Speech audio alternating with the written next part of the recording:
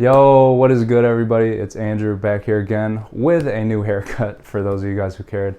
Anyways, I want to give an advanced apology to all my followers out there. I couldn't give you guys a full performance review type of vibe because for those of you guys who don't know, I have been dealing with a reoccurring back injury. So while we were about to get the film for this, I was stretching and I heard it pop and it just felt really stiff and I couldn't really go as hard as I would have liked. So today we're just going to be showing clips of me shooting around as I review the shoe. It's something new for me, but I hope you guys enjoy it. And yeah, without further ado, let's get into the Zoom Rev performance review.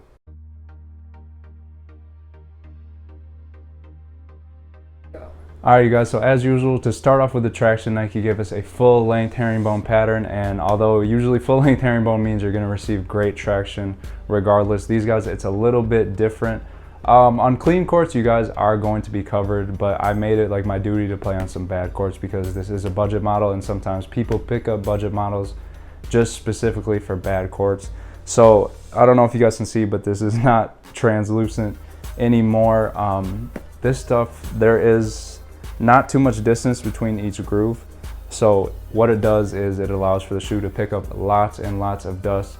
So when I'm speaking for the majority of people like who are playing on like 24 hours and you know, rec center type floors, stuff like that, not grade A, you know, wax courts every day, this stuff, you're just gonna find yourself wiping a lot. It gets a little bit annoying, but you know, what can you do?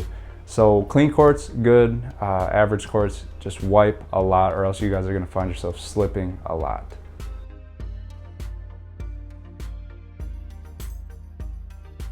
All right, so to talk about the cushion, Nike gave us, I was really surprised with this. Nike only gave us 4-foot Zoom, and this whole time I've been playing it, I thought it was full length Zoom.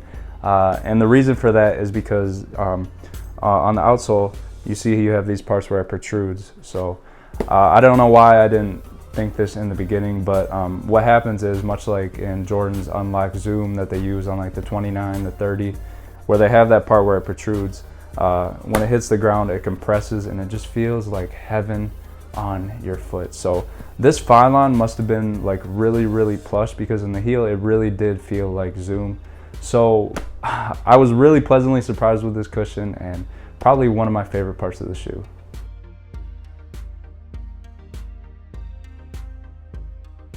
All right, so the materials utilized on the Zoom Rev is a full-on mesh upper backed by some thin fuse. And I mean thin fuse. I know I called out Nike in my Little 3 review talking about how when they use mesh and fuse together, it just doesn't feel the best.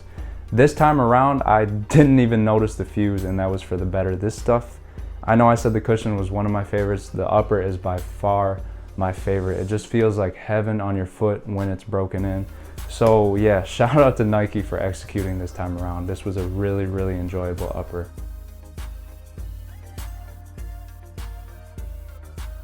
So lastly, to talk about the fit and the support, the fit was 1:1+1, if that makes any sense. This is probably the best fit I've received on a model this year. And one thing I will say is the upper is kind of snug in the beginning, but don't think about going up half a size. I would just say stick with your true size because once it breaks in, you're gonna experience a great fitting shoe.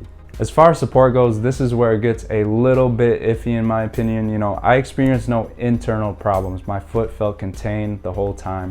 The fit was that great, and usually when you have a 1:1 fit, it means great support, right? Well, you know, that is true, but with these, the traction is just so iffy. You know, if you're not wiping constantly, you're gonna find yourself sliding a lot.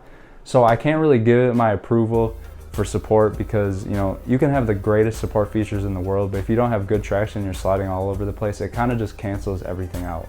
So at a price point of $110 US and 5,795 Philippine pesos, would I recommend the Nike Zoom Rev? Now, if you're playing on clean courts all the time, you know, freshly waxed, no problem, you guys are gonna love these. But when I'm speaking for the majority of people who are playing on, you know, your 24 hours, your rec center floors, it's kind of up to you. You know, like I said, you're just gonna have to wipe a lot. This shoe really disappointed me because all of the features are great. It's just the traction that collects a lot of dust. So the traction is holding the shoe back, but it is a great model aside the traction. So if you can put up with the constant wiping, this is a good shoe for you guys. But if not, I would probably look at other models. All right, so you guys, so that wraps up my take on the Nike Zoom Rev. I hope you guys enjoyed the content. If you did, make sure to subscribe because it really helps me out. Before I sign off here, I just want to give a shout out to my very good friend Gino Anderson, a fellow Filipino. He just started a YouTube channel called Core Training Performance.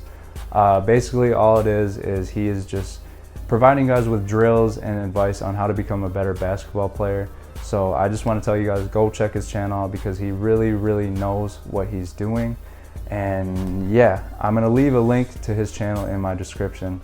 And I have nothing else to say to you guys, but shout out to the Filipino community here and across the world, and shout out to Michigan.